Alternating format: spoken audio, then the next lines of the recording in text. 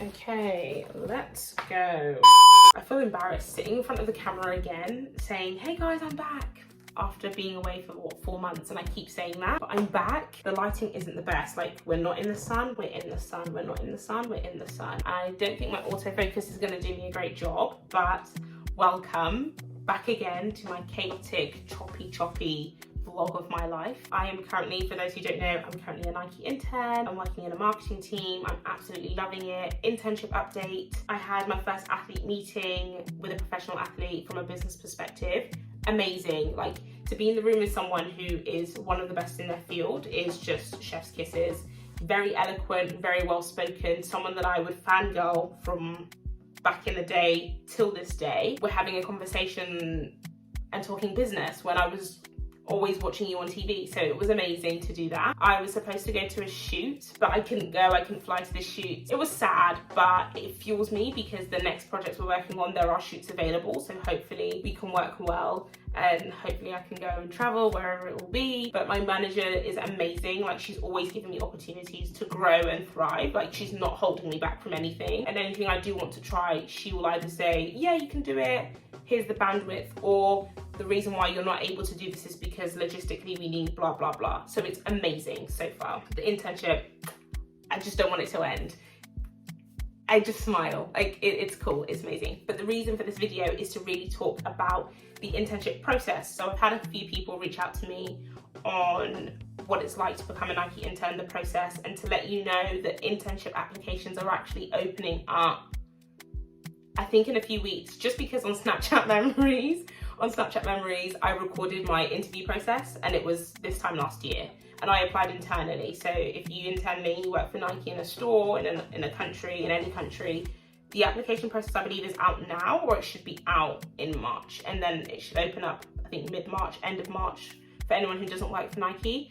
But yeah, I thought I'd create this video for someone who's not been there, done that, but been there doing it, just doing it, swoosh Nike, with my beautiful shoes, which I don't have there normally, but let's pretend we have them normally. My skincare would be there right now, but it's all on the bed. Welcome to Internship Application 101 for Nike with Rachel. So step number 1 is filling in your cover letter and your CV. Made sure it was very snazzy. Like, I've tried different things, trial and error. I always send a different CV to a different company. Well, when I was applying for my internship process, so it just looked more bespoke to that brand. So I did that and then filled in the normal, your name, your date of birth, country, location, what you're currently studying, blah, blah, blah. Just the bog standard. The second step is the higher view assessment. For those who don't know what a higher view assessment is, which I didn't know, it is like an online video recording of a live questions.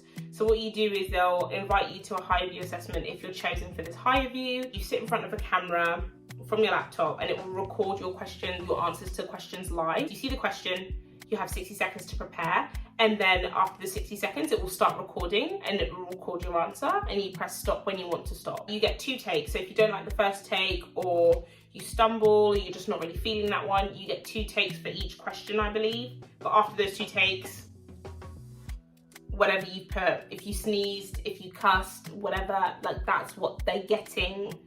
They're getting it all. So that was it. So I did that, and I was sweating because I had my ring light and I had a long sleeve on for some reason. I forget that I'm a sweaty babe. I wore a long sleeve and I was dripping, and I had the ring light and it was shining, and the pressure, it was just all very chaotic. So you do that higher view assessment. I don't know how many questions there are. And the second half is a game. I can't remember my game, but I think it was more so a colleague would say this. There are 3 responses. Which one would you pick, or which one do you think is most appropriate to answer in that scenario? I've forgotten the time frame between the application, like filling in the application, sending my CV, and that higher view assessment. I think it was maybe 3 weeks, but I don't know. After that, I had my interview. So I was reached out to again by talent acquisition. Someone rang me and said, hey, like, well done for getting this far. We've got a few roles for you. These are the teams. This is when the first stage interview is, and then we'll talk about the second stage interview. So the Suns decided to say bye, but we're still going to continue anyway. I was at work and I got a call and I was like, it's from the Netherlands, that's a bit weird. Picked it up, it was someone from the European headquarters saying, yep, you've been invited to come out again. like the Sun did, and have an interview with some of our teams. So I had two interviews for 2 different roles. So I didn't get my first role, and I got my second role, which is in a different area of marketing. And the first was it was random questions. It was a very casual conversation, but I remember one question I had, which was very hard to answer, is, here's a scenario, you've been given a brick. 1 brick, what are you doing with it? I think what I said, being the sports person, would use it to do calf raises, to like have my tiptoes like on the brick and do like calf raises to work like my calf. Well, that's not my calf, but this is my leg and this is my foot, so that would be my calf. Or, because I'm a small person, I would stand on it and use it to get things in the cupboard of my kitchen because I'm not the tallest babe. Or I would use it to practice balancing, calm, stillness. There's no right or wrong with any of these questions that they ask you, but I think they're just trying to understand the kind of person you are. And I was kind of like, is this right? Is this wrong? What has anyone else said? Which was crazy. They liked it, and then they asked me for a second interview. This is for the second role. I had 2-stage interviews actually. For my first role that I applied for, Consumer Direct, I had first stage, second stage, but I didn't get the role. And then this one that I'm in now, I had first stage, second stage, and then I got the role. So for my second stage for this one, I've told you about my first stage for this one. My second stage for this one, I was actually given a case study. The pressure was on because I knew that I wanted this role. And if I didn't get this second role, didn't get the first one, if I don't get the second one, I don't know if there's a third role I can apply for. And that just means internship at Nike, done. Like, it's not happening. So I was like really scared, and I was like, I need to get it. So I got the call from talent acquisition. I'm gonna send you a case study and I'm gonna send you a brief, I think a day or 2 days before your second stage interview. Then you have 24 or 48 hours, I've forgotten if it was 2 or 1 day before, to do this case study, fill in and make a presentation. The presentation cannot be no longer than 10 minutes and you can't have more than 10 slides. I think that was from the brief I was given. And it was for a marketing event. It was for a marketing campaign, correct. Let me correct myself. A marketing campaign that will last, I think, summer of 2021. I had to make a 10-minute presentation on, I've been given summer 2021. Who do I want to bring on? What am I trying to do? So then I went big and wide. I said, these are the athletes that I want. These are the colorways I want to do. Because I'm from a store, I said, these are the stores that I want to work on. This is how we're going to do it. Like, I was really mapping out what I wanted to do for this plan. I was sweating, but I wanted to get it all out so I could tell them all the plans that I had and I didn't run out of time. There was a lot of learning from me, and it's not something that I've been exposed to before, but this process really educated me and I loved it. So that was it. The conversation, short and sweet, maybe half an hour, like done and dusted for the second stage interview. It wasn't even a day, it was that afternoon saying, we should set up some time tomorrow to talk about your second stage interview. I've got an update. And I thought, one side, I've either gotten it, the other side, they knew from the jump that it wasn't me. So it was a very quick decision. So I was umming and ahhing thinking, no, I must have gotten it, because why would you make the decision so quick? But then equally, if I'm bad, they would have just known, nah, it's just not her. Like, clearly, by a landslide, she's not the one for the role. The call came, she's asking me, how did it go? I said, yeah, I was stressed, I was this. She interrupts me halfway through my sentence and goes, you got the role. And I sit there like,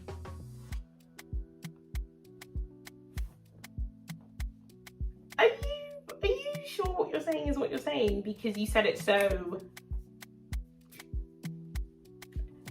And I ended up like bawling. I cried like a baby, like the biggest baby ever. This babe doesn't even know me that well.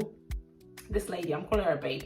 She was a babe, but this lady from talent acquisition doesn't even know me that well. And I'm crying my eyes out to her on Zoom.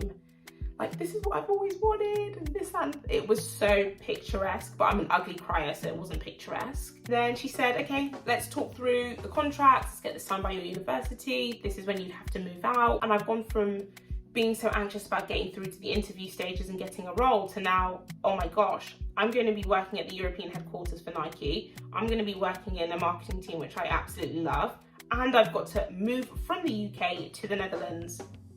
in a space of months. Like, this is quick. I've got to find somewhere to live. I've got to find people to live with. I've got to understand the language, the do's and don'ts, where's the best places to hang out, where's the best places to be near the office, like everything, rent prices, the exchange from euros to pounds, how I'm going to open a bank account. There's so many questions, and it just, then we got put through into partners that Nike have in terms of visa and relocation, or setting up my bank account, or setting up my health insurance, and it just all came through. And I was like, whoa, like this is happening.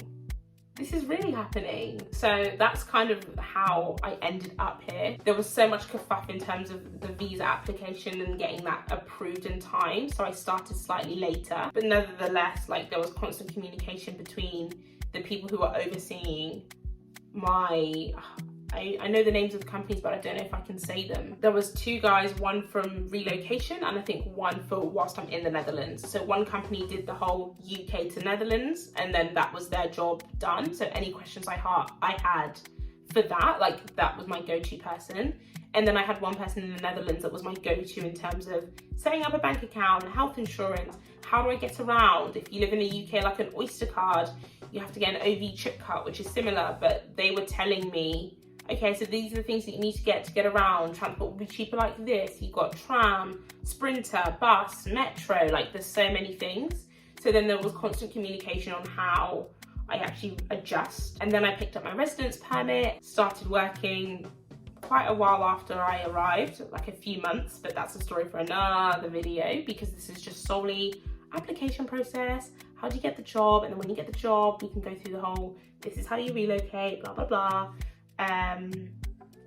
But yeah, that's literally it.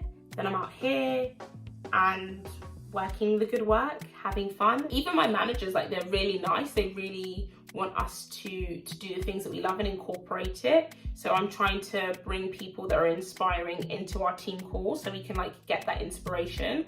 Or if I want to go out and record content or go for a run or make sport a daily habit, as we like to do at Nike, you can like speak to your team to like allocate time to do that, which is amazing. So yeah, this is me recording content, the update of my journey, absolutely loving it. And it's not even someone that's just saying, oh, I love it for the sake of saying I love it. If I didn't love it, I'd be honest and just say, yeah, it sounded fun, but it was pretty rubbish, or it is pretty rubbish and may get better. But with this, I'm like, this is cool. This is amazing. Like I tell my brother and my sister what I'm doing and they're like, yeah, this is really cool stuff. So yeah, if you've got any questions, let me know. The sun keeps coming in and out and I've tried my best to kind of work with the best lighting, but hey ho.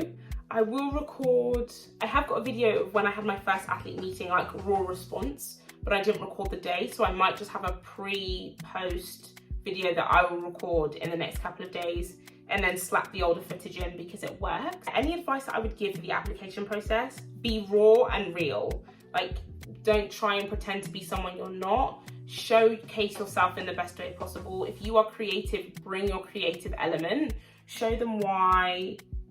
Show them the twang that you have in yourself. Like, don't just say, oh, I'm really good at marketing, or I'm really good at finance or accounting or supply operations. Like, show how you can bring your twist to the team. Just finding the way that you can really bring an element of yourself and your personality. They're all about personality. Don't be a robot. Don't be a robot. They don't like robots. You don't have to be extroverted, but you just be you and it will work out fine. And if it doesn't, like the internship process itself is, you learn so much. I got rejected for my first role at Nike internships. Then I got my second one, so it wasn't like a smooth journey. But yes, I'm going to leave you on that one. I'll also upload a short little video, it's 3 minutes, about myself that will be going up on our Nike internal channels, but I'm gonna post it externally so you can see what team I'm in, what I kind of get up to, and my advice. So this will go out to like anyone internally that's working in Nike on the internship process.